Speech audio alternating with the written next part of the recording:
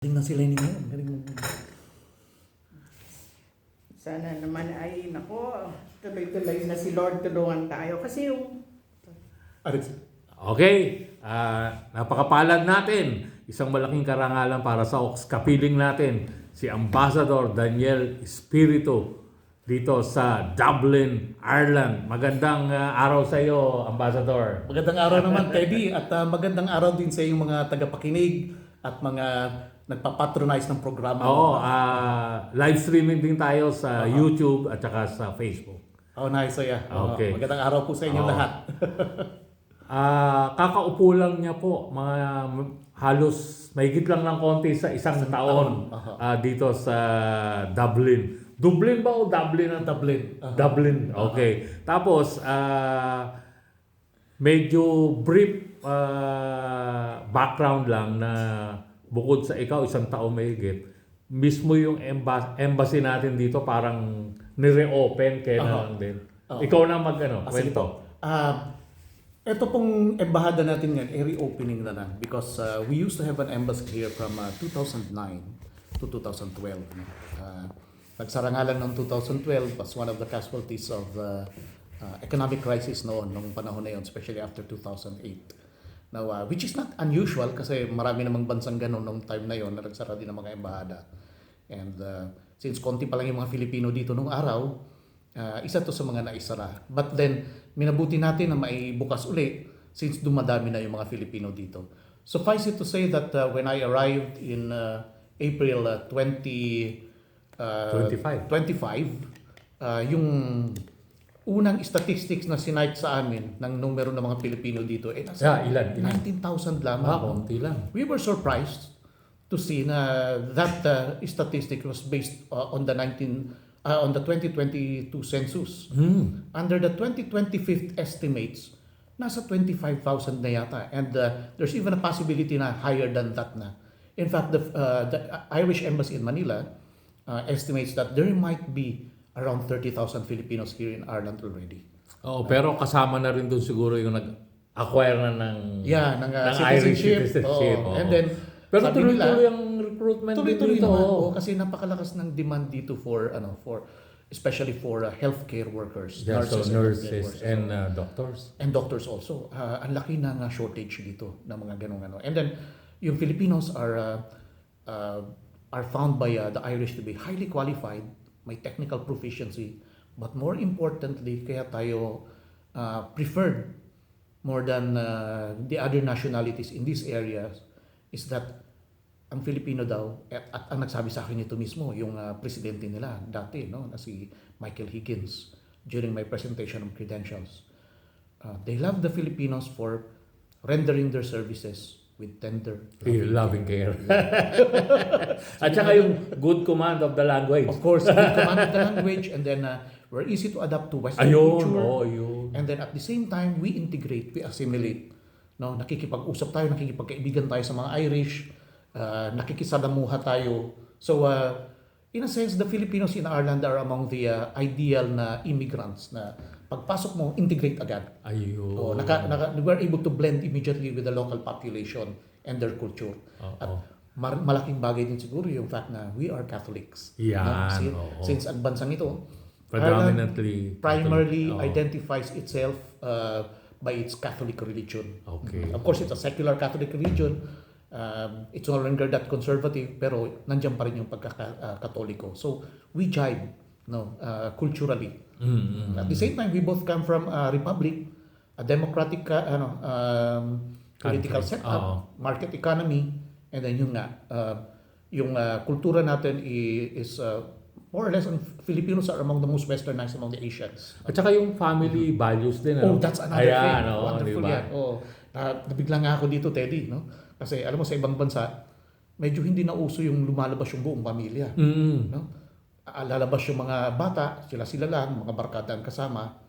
Dito na bigla ako pagdating ko, lumalabas pa dito buong pamilya. Apo, magulang, pati yung mga lolo-lola. No? Magkakasama sila sa parks, sa malls, sa mga restaurants. Totoo yun. So, it's touching na may ganun pang very strong family values and closeness within the family na nawawala na in normal highly secularized na Western countries. Yan, oo, yung mga modernized Totoo. na... And then they have this respect for the elders Yeah. with which we can fully identify. So yun, because of that, kitang-kitang parang jive na jive yung the mentalities of the Filipinos and the Irish. So sa tuwang-tuwa mga... si President Higgins saka yung asawa niya, and hindi lang sila, I was able to observe in my next few months in Ireland. Now, wherever I go, wherever I talk to government officials, local officials, members of the parliament, yung Doyle, and pati na rin yung mga businessmen, na ganun din yung observation nila. In fact, they are the ones who go out of their way to tell me that, to tell me how much they appreciate Filipinos and the way they integrate in their society, and of course, yung value nila in their healthcare system. Kasi sabi nga nila, alam mo, without Filipinos, sabi nila, maghihirap ang healthcare system namin. Yes. Because of the, alam naman natin kung gaano in Europe. Tsaka dito rin, parang aging population. That's true. It's also an aging population. Although, better sila than many in Europe. Kasi may medyo pang marami-raming anak. Pero ganun na ang trend. Ganun na. And then at the same time, parang sa London din, and in other parts of Europe and in the US, pagpipilahan mo na yung medical services. Diba? Pero dapat iklaro natin ulit, iba po yung Republic of Ireland sa Northern Ireland. Marami nalilito. Marami nalilito. So outside na yan. Outside na yan sa jurisdiction ng Philippine Embassy dito. Ito pong ang jurisdiction namin only covers the 26 counties. Okay.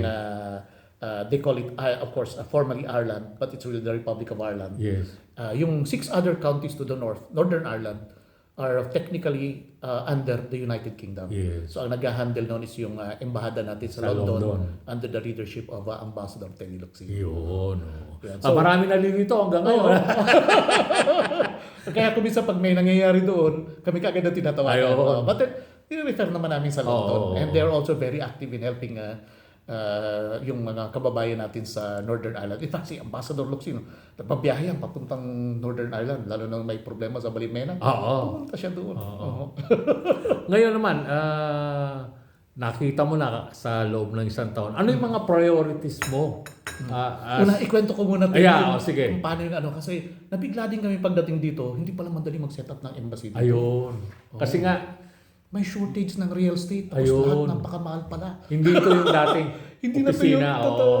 Noong araw, we used to think of, we traditionally used to think of Ireland na parang kaakibat lang ng United Kingdom na mas mura dito, mas provincial. No? Pagdating namin, it's not. It's an urban society in its own right now. Actually, mahal ang karamihan. Tapos may mahal ang real estate. Lalo ang real estate. So much so that it's even a political issue dito. Okay. Sa Ireland yung real estate. So it took us quite some time to be able to get an embassy building. Nakatatlo kaming negosasyon. Pero parang Embassy Road din itong area na to. That's why we are very lucky na nakagawa dito. No? Nasa 37 Mount Street. Yeah, Mount Street Upper. Upper sa Dublin 2. It's the Embassy Row, and doon lang sa kanto, nandiyan yung Ministry of Foreign Affairs. Okay. So, parang it's part of the political city center, the political one. Kasi yung city center na tinatawag na commercial, doon sa kabila, doon sa may Temple Bar. Dublin 1 naman yun. Sa kabila ng ilog. Dito sa kanto, doon sa dulo, aside from the foreign ministry dito, sa dulo naman yung Leinster House, the parliament. So nasa sentro ito. So we were very lucky to have found this, and napakadali ng negosasyon dito such that by November na nabukas na namin itong embahada na ito. Okay. So sabi mo, October ka dumating dito. April ako dumating. April ka dumating. Yung embahada namin in Bridge. Kasi napakamahal. Yun. In fact, to tell you frankly, napakamahal dun sa Bridge na ang... So mas nakatipid tayo dito o mas malaki yung... Mas malaki yung area pa. 5 floors ito Yeah. Doon, Okay. ang katumbas lang ng nakuha namin doon, halos parehong presyo, which is the usual price doon. Malaki-laki lang yata ng konti dito sa space na pinag-iipon na ating kwarto. So, ganun talaga doon sa Bridge, kaya doon sa Red Deer na kami, we cannot afford. But anyway, we're lucky na that we are able to get this magandang location. Yes. Then 5 floors. Thanks to you. No, hindi naman. It's all luck kasi... Hindi, lalo na yun, alam mo naman, ang budget natin very limited. Yes. That's why we have to work around that budget. And then, Desperado na actually kami kasi nakita lang namin to around September eh. Nung nag-fail yung second negotiation namin for a property, one in Northumberland sana. Desperado na kami kasi definitely we have a deadline. Dapat makakuha kami bago magtapos ang taon. Dahil mag-expire yung lease doon sa kabila. Tuloy-tuloy naman kasi ginawa namin doon parang buwanan na lang para mas monthly makikita tayo. renewal. Oo. Okay. Kaya na dapat makaano na kasi yung budget baka hindi na maulit eh. Tatapos yung taon. It so happened na nag-U-turn kami dito sa kita mo itong building dito, Yes. Canister. Yes.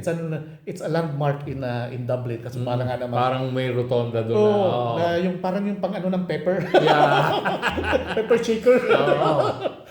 So yun, tamang-tawang time, ano kami dyan, nag-U-turn. Tapos pagtapat dito sa building doon, nakita namin to let. Nung nakita namin, sinulat na namin kagad yung numero.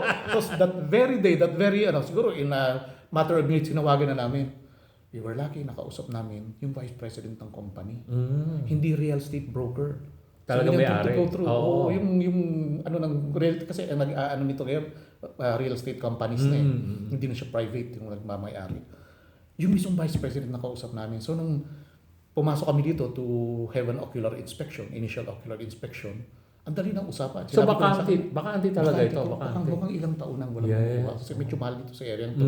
Kasi kaya sila din nagpababa ng presyo para So nilatag ko lang yung pangangailangan namin sa kanya para mabilis. Para di na tayo kukuha ng broker saka ng abogado o tayong dalawa na mag-uusap. 1, 2, 3, 4, 5, 6, 7, 8, 9, 10. Ito yung kailangan parang namin. net na lahat ang cost. At maganda na siya yung kausap namin. Makakadesisyon agad kasi Correct. high official. Pero long-term lease kayo dito? Actually, kung sila nga tatanungin, gusto nila longer term pa. Oo. Hindi naman pwede Hindi sa makapag-commit, siyempre. Kasi under our laws, may limit lang eh. So, ayun, 5 taon yung ano namin. Dapat na, okay. 5 taon lang yung gusto nila 10. Oh. So, anyway, bumayag naman nung ano. Kasi renewable naman, baka pwede pa. Renewable Ang problema doon, baka taasan ka ulit. Huwag Pag na nag-renew masana. That's 5 years later. So, Huwag na maproblemahin ngayon yun. Importante, meron na ngayon. Hopefully hindi. Baka magandang kausap yung they own several of the properties here. Including dyan sa kabila. Nakikita ko yung nila. Nung isang araw lang nakita ko yung that same official ng officer ng company, yung vice president dyan sa kabila. And they're very easy to talk to, hindi very formal. Okay. Parang kaibigan lang eh. Parang dabarkats ka agad. So ang bilis nung At saka ikaw rin kasi maayos ka. Ngayon lang tayo nag-meeting parang matagal na tayo magkakilala. Nasa personalities din kasi ng tao. Tapos, frank naman kami. nabanggit mo, meron kang parang 4 previous postings. Oh yes, oo. Medyo 35 years na ako sa service. Hindi, pero yung as ambassador mismo. Yes. I was ambassador to Pakistan from 2015 to 2021. Tapos. But doon sa jurisdiction ko, kasama din ang Afghanistan, Tajikistan, and Kyrgyzstan. May 3 other countries. May 3 other countries that I have to cover. Pero parang tama ba na mas mahirap sila sa atin? Sa Pilipinas Oo. mismo. Anyway, tayo Pilipino lang naman sa dito. Totoo. Kasi mas maliit na ekonomiya yun eh. Parang mas hirap doon na pamunuan yung ating embassy doon? Hindi naman kasi ang pagkakaiba naman, yung bansa medyo mahirap. Pero yung number naman ng Filipinos konti. Ayun. Like in Pakistan, 2,500 lang ang Pilipino doon. Okay. Almost half of them married into Pakistan. Ayun. Kaya lang yun nga, ang mahirap doon yung security situation. Tapos at the same time, covered ko rin yung Afghanistan. Marami yung Pilipino nung time na yun sa Afghanistan na mga illegals kasi may ban tayo, di naman pwedeng pumunta doon. Hindi at nandoon yung mga Pilipino because some of them were in the security corporations. Including yung mga mercenaries. Pero nandoon kasi napakataas ng sweldo. Malalaki ng sweldo. Merong $17,000. At saka delikado rin. Delikado. Ang buhay ninyo. Kayo mismo na nasa embassy. During the time, may gera pa doon. I was there nung nag-fall yung Kabul. Nung nag-evacuate kami ng mga Filipinos. Yun. So yun yung situation. Pero yung the 2 other countries, maganda kasi parang mga little sila eh. Mga little Russia. Little St. Russia. Petersburg. Tapos kukunti yung Pilipino. Yung pero mahirap pa rin. Mahirap pa rin. Oo. Alam mo, may kukwento lang ako. yung Kyrgyzstan, Oo. saka Kazakhstan. Oh, Nakasama namin yung Kazakhstan ka lang. Kyrgyzstan and Tajikistan. Isa yun. Ito pa, isa Kazakhstan, di ba? Kazakhstan, Katabi yun rin yung malaki. nila. Oo, Oo. yung- Alam mo ba nakasama namin sila sa isang youth basketball tournament sa India, sa Bangalore. At nalaman namin yung gano'n sila kahirap nung 2004. Yeah. Kasi yung sapatos nila, alam mo ba na luma na, tapos sa iba, hindi pa kasya, hindi pa fit. So sabi ko, pambihira, meron pa palang mas mahirap sa Pilipinas. Kasi they used to be with the Soviet Union. Yun na nga, oo. Tapos naging independent Naging country. independent. Yun. So, kumbaga, doon pa lang sila nagsimula. Nagsisimula, oo. Even naman sa Soviet Union, medyo mahirap din yung buhay. Yes, Diba? yes. Lalo na itong mga republics ito ng araw. So, nagsisimula pa lang, nangangapa pa nga sila on how to run a modern economy. Yeah. Yun. So, pero ngayon, buti-buti na yung buhay. They're progressing naman. Oh, tsaka yung parang tourism nila ngayon, ni-encourage na talaga. Encourage na. Oo. Actually, maganda yung lugar for tourism. Malayo lang sa atin. Yun. Pero mas mura siguro ang budget. Mas mura. Mas mura ang budget. Hindi katulad ng dito. Oo. Sa Basta mainland pumunta ka lang, Europe. Huwag ka lang kukuha ng 5-star hotel doon kasi overpriced na. Kasi yun lang ang pag-offer nila sa mga businessman. But all the others, panay mura. Yun lang ang hirap puntahan kasi wala namang direct flight doon. Even to most capitals, walang direct flight. Okay. So, bayan London, karamihan. Ang nangyayari sa akin, Pakistan, kung titingnan mo, kung may direct flight, in 45 minutes, andun na ako sa mga bansang yun. But because walang direct flight, I have to go through Istanbul in Turkey. Turkey, oo. So yung biyahe ko halos 24 hours including the stopover. So each time pupunta doon, talagang nakakapagod. Dito lang sa Dublin. Oo nga. Wala hanggang ngayon. Walang direct. Wala, Tama, wala, no? wala. From Manila, walang direct. Wala. Oo. Ganun pa rin ang makakapagod mo. Ikaw, bayan London ka sigurado. Pag ikaw. Ang ginagawa ko either through Turkey or Dubai. Okay. So, Para medyo happy yung oras.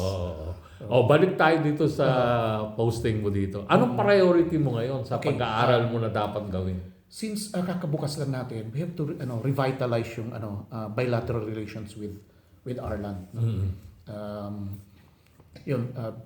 Kasi the good thing about Ireland is that usually, because we are both democratic, we are both republics, and we share ang wika nga natin yan like-minded peoples, no?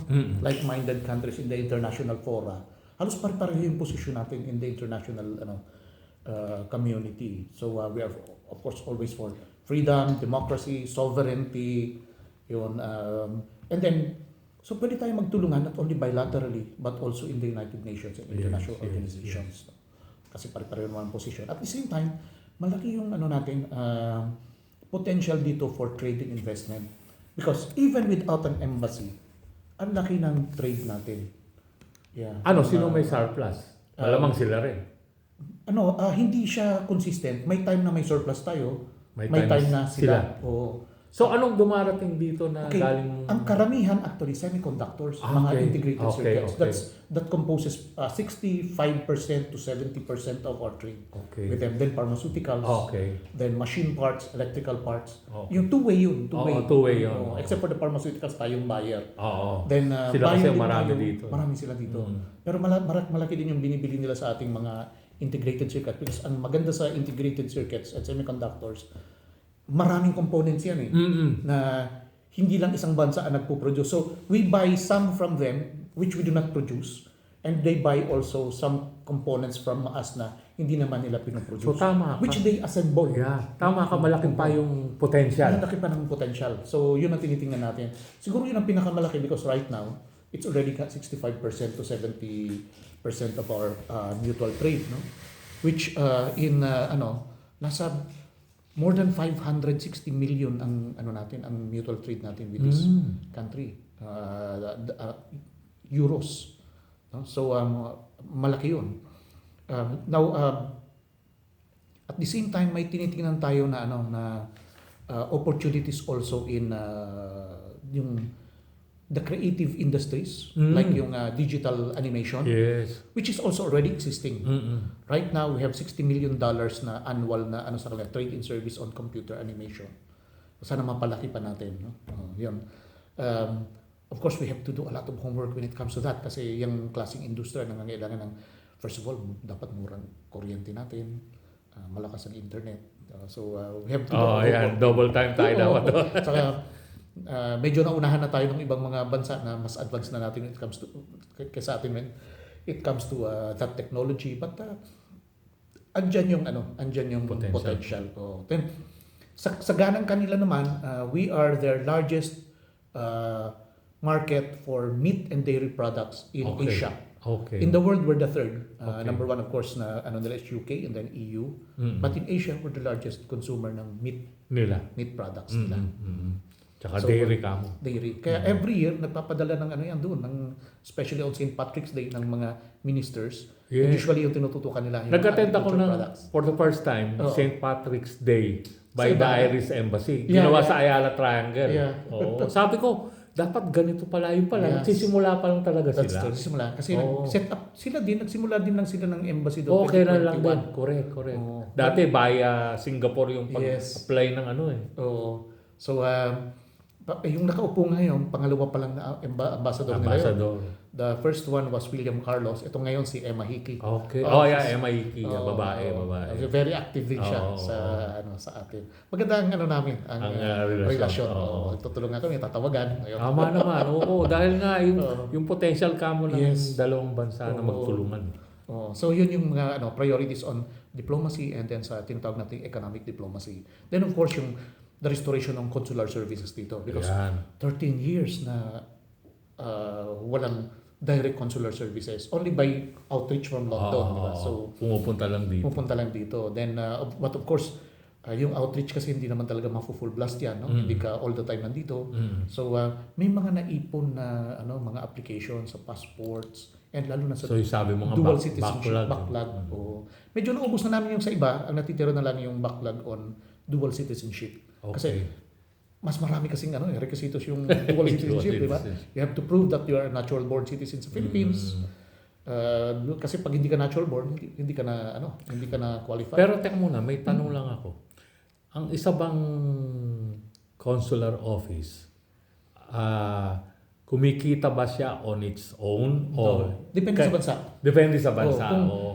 In countries na napakalaki ng Filipino population, Ayun. right? Galing akong Los Angeles. Doon. Self-liquidating. Ayun, More than that. In fact, pag ganon, since 1 million yung Filipinos under our jurisdiction during the time. Ang jurisdiction sa Los Angeles kasi is from Southern California, Nevada, Arizona, New Mexico, and Texas noong araw.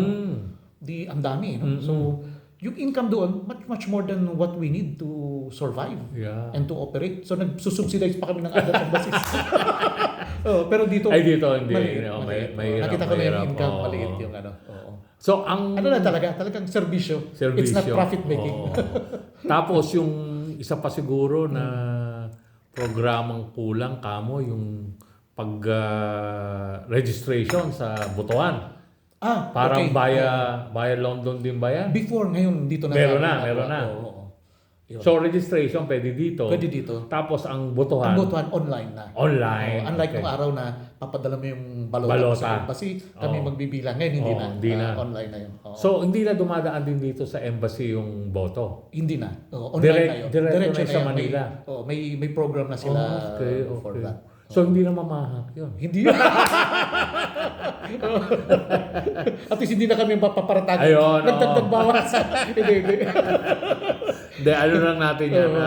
Which is good kasi mas madali nang magboto yung mga tao. Pero kamo nga, baka yung last time, 2025, may statistics ka ilan ang bumoto online from here? Parang nasa lang yun. Parang nasa 2,000 plus lang yata. Maliit. Well, normal yan sa contrary to our expectations, not all of the Filipinos abroad nakakaboto pa talaga. Hindi, pero compare mo yung 2,000 sa registered. Yung actual vote yan 2,000 no? So sa registered, may 50% yan, wala pa. Not even. Even in the US. Hindi pa rin maabot. Not Mga even 10%. 10%. Hindi, wala pang 10%. Kasi even in the US, ang karamihan ng Pilipino naman American citizen. Ayun na nga. Tapos hindi, maliit na bahagi. Pag dual ka ba, pwede kang bumoto pareho? Pareho. Oo. Yun, pag tingnan mo talaga yung statistics, hindi pa rin talaga not even 50% of our US citizens are dual citizens.